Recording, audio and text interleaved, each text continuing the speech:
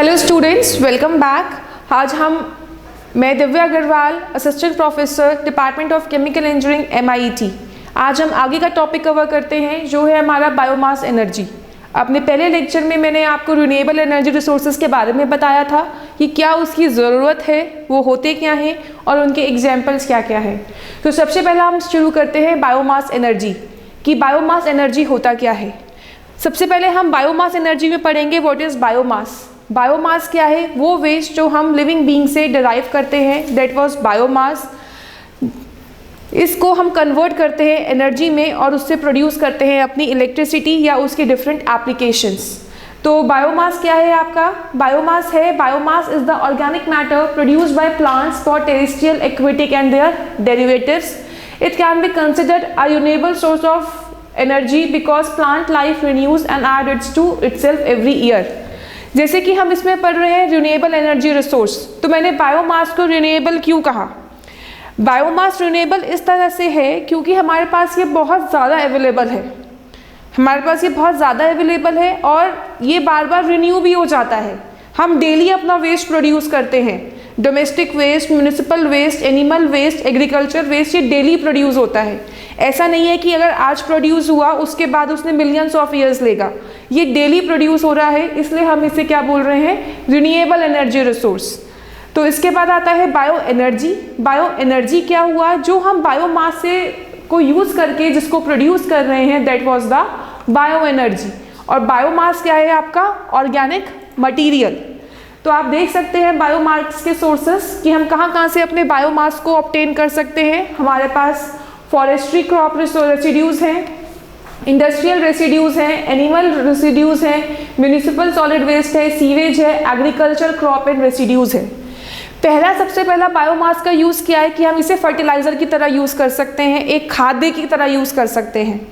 पहले टाइम से हम यूज़ करते आ रहे हैं, गाँव में भी यूज़ होता है कि जो भी हमारा वेस्ट होता था, हमारे बड़े बूढ़े घरों में कहते हैं कि हमें हरी सब्जियों का कूड़ा डस्टबिन में नहीं फेंकना चाहिए। वो क्यों नहीं फेंकना चाहिए हमें? क्योंकि उसका हम यूज़ कर सकते हैं।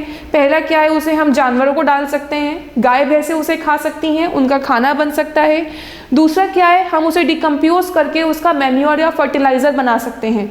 और तीसरा यूज़ क्या है, हम उससे इवन इलेक्ट्रिसिटी भी जनरेट कर सकते हैं, हम उससे गैस भी जनरेट कर सकते हैं। ठीक है, तो आप देख सकते हैं ये उसके सोर्सेज थे। अब ये है टाइप्स ऑफ बायोमास कि आप वुड को यूज़ कर रहे हैं, रबिश को यूज़ कर रहे हैं, मीन्स आपका जो गार्बेज है, अल्कोहल फ्यूल्स, क्रॉप्स या फिर लैंडफिल गैस, ये आपके टाइप्स ऑफ बायोमास सोर्सेज हैं। यूटिलाइजेशन, आप किस किस चीज़ के लिए उसको यूटिलाइज कर सकते हैं। आजकल एक बहुत अच्छी चीज़ का प्रचलन है, आपने नाम सुना होगा बायोडीज़ल। अब ये बायोडीज़ल है क्या चीज़? वैसे तो हम कहते हैं जो ये फ्यूल्स हैं, हमारे फॉसिल फ्यूल्स हैं, पेट्रोल हो गया, डीजल हो गया, ये पोल्यूशन क्रिएट कर रहा है। लेकिन जो बायोडीजल है वो क्या है? हमारा ऑर्गेनिक है और ये हमारे एनवायरनमेंट को पोल्यूट होने से बचाता है। तो यही हमारे इसके यूटिलाइजेशन है कि बायोगैस का सबसे पहला यूटिलाइजेशन कहाँ है? हम कुकिंग के लिए करते हैं, हीटिंग के लिए करते हैं, इलेक्ट्रिसिटी मीन्स यहाँ से हम बायोगैस बना रहे हैं। और बायोगैस का मेन कंपोनेंट होता है मीथेन CH4। दूसरा क्या है, हमारा प्रोड्यूसर गैस बनाते हैं हम इससे, जिससे हम इलेक्ट्रिसिटी जनरेट करते हैं और हीटिंग के लिए यूज़ कर रहे हैं। दूसरा क्या है, हमारा इथेनॉल और बायोडीजल, जिसकी मैंने अभी बात कही, इसे आप ऑटोमोबाइल्स में भी यूज़ कर सकते हैं।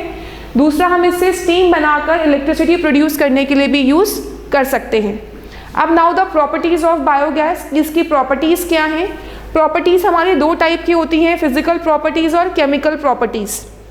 फिजिकल प्रॉपर्टी का मतलब क्या होता है कि हम उसकी फिजिकल स्टेट के बारे में बात करते हैं, और केमिकल प्रॉपर्टीज़ मतलब होता है कि उसके कॉन्स्टिट्यूएंट्स, कि उसके क्या क्या कॉन्स्टिट्यूएंट्स हैं। तो आप देख सकते हैं इसकी क्या क्या फिजिकल प्रॉपर्टीज़ हैं कि उसके अंदर मॉइस्चर कितना प्रेजेंट है, कितना वो वोलेटाइल है, कितना फिक्स कार्बन कंटेंट है, कितना एश कंटेंट है और कितनी उसकी हीट वैल्यू है। अगर हमारे पास ये डेटा नहीं होगा तो हम किस बेसिस पे अपने फ्यूल को सेलेक्ट करेंगे, किस बेसिस पे हम उसको ग्रेड देंगे? जो उसकी एफिशिएंसी होती है, जो उसकी हीट वैल्यू है, वो बताएगा कि उसकी कितनी कैलोरीफिक वैल्यू है, तो उसके अकॉर्डिंग हम उसका यूज़ कर सकते हैं। आप देख सकते हैं इसका कॉम्पोजिशन क्या है। तो जैसे आप कॉम्पोजिशन देखेंगे तो मेनली इसके अंदर क्या क्या प्रेजेंट होता है? Methane, carbon dioxide, ammonia, oxygen, water, hydrogen sulphide, nitrogen and hydrogen. लेकिन सबसे ज़्यादा जो परसेंटेज है वो किसका है, मीथेन का। तो हम कह सकते हैं कि हाईएस्ट कॉन्स्टिट्यूएंट क्या है बायोगैस में, आपका methane. This is the biomass carbon cycle, कि आप कैसे इसमें कन्वर्ट कर रहे हैं। सबसे पहले क्या हुआ, सनलाइट की प्रेजेंस में फोटोसिंथेसिस हुआ, फोटोसिंथेसिस से क्या हुआ, plant material is turned into biomass wood pallets. उस वुड पैलेट्स को हमने बर्न करके CO2 रिलीज किया और फिर से वो एनवायरमेंट में चला गया। आपने उसे पहले हीट किया, उसे जब आपने बर्न किया तो हीट प्रोड्यूस हुई और हीट फिर से वो एनवायरमेंट में चली गई। ये एक बायोमास साइकिल थी। इसी तरह से आप देख सकते हैं, मैंने यहाँ पे पूरा एक पूरा प्लांट सेटअप करके आप लोगों को दिखाया हुआ है कि जो आपके बायोमास है, बायोमास पहले आपका जनरेट कैसे हुआ, ये सोलर एनर्जी की प्रेजेंस में फोटोसिंथेसिस हुआ जिससे आपका बायोमास जनरेट हुआ। उसे आपने कलेक्ट किया ऑर्गेनिक वेस्ट, उसका फिर आपने एनारोबिक डाइजेशन किया। एनारोबिक डाइजेशन का मतलब क्या है, डिकम्पोजिशन, कि हाई कॉम्प्लेक्स मटेरियल्स को हम सिंपल मटेरियल्स में कन्वर्ट करते हैं और देन उसके बाद जो बायोगैस प्रोड्यूस हुई उसके डिफरेंट यूजेस हुए। यहाँ से जो डाइजेशन हुआ, एक तो बायोगैस निकल गई, दूसरा क्या है जो वेस्ट निकला उसे हमने फर्टिलाइजर्स की तरह भी यूज़ कर सकते हैं। और जो ये गैस निकली, एक तो नेचुरल पाइपलाइन के through, gas pipeline means cooking के लिए यूज़ कर सकते हैं, दूसरा यूसेज क्या है इसका, इलेक्ट्रिसिटी और थर्मल एनर्जी के लिए भी हम यूज़ कर सकते हैं। और जो इसका बायो प्रोडक्ट होता है वो आपका वाटर होता है, that's why it is environment friendly also.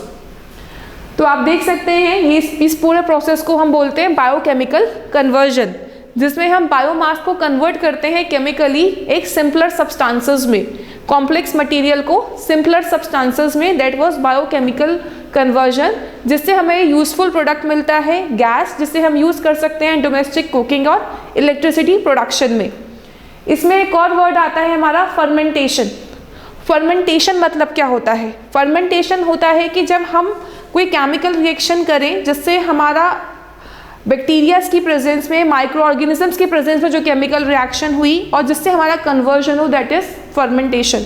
सबसे कॉमन एग्जांपल जो फर्मेंटेशन प्रोसेस का है वो है आपका अल्कोहल प्रोडक्शन। जो भी आपकी अल्कोहल बनती है वो फर्मेंटेशन से बनती है। उसके अलावा आप लोग घर में दही जमाते हैं, कर्डलिंग ऑफ मिल्क, वो भी एक तरह का फर्मेंटेशन प्रोसेस है। आपने देखा होगा घरों में जब भी दही जमाई जाती है तो एक दही का जामन लगाया जाता है उसमें, तो उसमें पहले से ही एक बैक्टीरिया प्रेजेंट होता है, माइक्रो ऑर्गेनिज्म प्रेजेंट होता है और फिर वो ग्रो करता है जब उसे वो टेम्परेचर मिलता है। इसीलिए दही एक पर्टिकुलर टेम्परेचर पे जमती है, अगर आप उससे ज़्यादा कर देंगे तो भी नहीं जमती और कम कर देंगे तो भी नहीं जमती। तो इसका मतलब क्या है, फर्मेंटेशन प्रोसेस एक फिक्स टेम्परेचर प्रेशर पे होती है और माइक्रो ऑर्गेनिजम्स की प्रेजेंस में होती है। देखिए यहाँ पे शुगर है, किन किन चीज़ों का हम फर्मेंटेशन कर सकते हैं। शुगर है, शुगर का फर्मेंटेशन करके हमें इथेनॉल मिलता है। उसके अलावा स्टार्च है, उसका फर्मेंटेशन कर सकते हैं। सेलुलोज है, उसका फर्मेंटेशन कर सकते हैं। तो इन सब के जो फर्मेंटेशन से हमें प्रोडक्ट्स मिलते हैं, that are the bioethanol and co products. अब फर्मेंटेशन होती कैसे है, आपके बायोगैस प्लांट्स होते कैसे हैं। तो ये आपका एक बायोगैस प्लांट है, आप देख सकते हैं सबसे पहले आपका स्लरी, आपने स्लरी बनाई। अब स्लरी क्या चीज़ होती है, जो सॉलिड और लिक्विड को मिक्सचर को हम स्लरी बोलते हैं। आपका ऑर्गेनिक वेस्ट था, आपने प्रॉपर कंसंट्रेशन में उसे वाटर में डिसॉल्व किया तो वो एक स्लरी बन गई। उस स्लरी को हमने एनारोबिक डाइजेस्टर में सेंड किया। अब ये एनारोबिक डाइजेस्टर क्या चीज़ है, एनारोबिक का मतलब होता है in the absence of air. तो in the absence of air उस पूरे के पूरे वेस्ट का डाइजेशन होगा जिससे कि बायोगैस प्रोड्यूस होगी। और बायोगैस में बेसिकली क्या होता है, मीथेन होता है और उसके डिफरेंट यूजेस हो सकते हैं। अब ये बायोगैस प्लांट हमारे पास दो टाइप का होता है, फिक्स्ड डोम और फ्लोटिंग डोम। फिक्स्ड डोम में क्या होता है कि जो डाइजेस्टर है, डाइजेस्टर का जो ऊपर का डोम है ये फिक्स्ड होता है। और फ्लोटिंग में क्या होगा, ये जो डोम है ये ऊपर नीचे मीन्स फ्लोट कर सकता है, ये ऊपर नीचे हो सकता है। फ्लोटिंग डोम का एक एडवांटेज क्या होता है कि जैसे ही प्रेशर उसके अंदर बिल्डअप होता है, गैस बिल्डअप होना स्टार्ट होती है, तो वो अपने आप रिलीज होकर ऊपर हो जाता है, जिससे अंदर प्रेशर बिल्डअप नहीं होता और कहीं भी लीकेज के चांसेस कम हो जाते हैं। So this is the anaerobic digestion. You can see it from the block diagram also कि we have carbohydrates, sugars, organic acid, acetic acid and then methane. Methane is the major component of the biogas. Now main advantages. सबसे पहला advantage हमारा कहाँ होता है? पैसा। अगर हमारा पैसा बच रहा है तो वो हमारे लिए एडवांटेजेस है, क्योंकि जब भी हम कुछ खरीदने जाते हैं तो हम यही देखते हैं कि हमें कम पैसों में अच्छी चीज़ मिल जाए। अब ये क्या है? ये एनर्जी हम जनरेट कर रहे हैं अपने वेस्ट से। जो चीज़ हम वेस्ट को यूज़ करके बनाए हो तो हमारे सबसे ज़्यादा इकोनॉमिक है। तो सबसे बड़ा इसका एडवांटेज है that it is economically usable, कि इकोनॉमिकली फीजेबल, इकोनॉमिकली हेल्पफुल, कि हमारे पास ये इजीली अवेलेबल है। दूसरा क्या है? Indigenous source. इंडिजीनियस सोर्स का मतलब क्या होता है? वेरियस सोर्सेस, कि हम इसे डिफरेंट सोर्सेस से ऑब्टेन कर सकते हैं। देन उसके बाद है pollutant emissions from combustion of biomass are usually lower than from the fossil fuels. ये हमारा रिन्यूएबल सोर्स है, और जितने भी हमारे रिन्यूएबल सोर्स हैं वो एनवायरमेंट फ्रेंडली होते हैं और फॉसिल फ्यूल्स के कंपैरिजन में कम पॉल्यूशन क्रिएट करते हैं। Commercial use of biomass improve fertility of soil. अगर हम इसे फर्टिलाइजर की तरह यूज़ करें तो ये सॉइल की फर्टिलिटी को भी इंक्रीजेस करते हैं। ये हमारे कुछ एनवायरमेंटल एडवांटेजेस हैं। रिन्यूएबल सोर्स है, लैंडफिल्स के लिए यूज़ कर सकते हैं जो उसका वेस्ट बचता है। उसके बाद क्लीन वाटर सप्लाईज, क्योंकि जब वाटर पोल्यूट ही नहीं होगा तो हमारी क्लीन वाटर सप्लाईज रहेंगी। हमारा जब एनवायरमेंट पोल्यूट नहीं हो रहा तो no acid rain, no smoke, reduce green house gases and it protects the environment from the various pollution. लेकिन जब भी किसी चीज़ के एडवांटेजेस होते हैं तो डिसएडवांटेजेस भी ज़रूर आते हैं, लेकिन हम उसको सिलेक्ट किस बेसिस पे करते हैं कि उसके ज़्यादा एडवांटेज हैं या फिर ज़्यादा डिसएडवांटेजेस हैं। तो डिसएडवांटेजेस क्या है कि सबसे पहले तो हमें इसके लिए थोड़ी ज़मीन चाहिए होती है जहाँ पे हम पूरा इसका प्लांट लगा सकें। दूसरा क्या है, जो इससे गैस निकलती है उसकी इतनी डेंसिटी नहीं होती, मीन्स इतना वॉल्यूम नहीं होता कि उसे हम बहुत ज़्यादा लार्ज स्केल पे यूज़ कर सकें। अगर हमें लार्ज स्केल पे यूज़ करना है तो उसके लिए हमें बहुत बड़ा प्लांट लगाना पड़ेगा और उसके लिए हमें फिर से पूरा प्रॉपर लैंड चाहिए। और दूसरा क्या है, it is labour intensive. Labour intensive means इसके अंदर हमें ज़्यादा लेबर चाहिए। ये इसकी कुछ एप्लीकेशंस हैं जहाँ पे हम इसको यूज़ कर सकते हैं। आई होप आपको ये वीडियो पसंद आए। अगर आपको इसमें कोई भी प्रॉब्लम आती है तो आप इसमें कमेंट करके अपना क्वेश्चन पूछ सकते हैं। I will be please to answer your all questions. Thank you so much.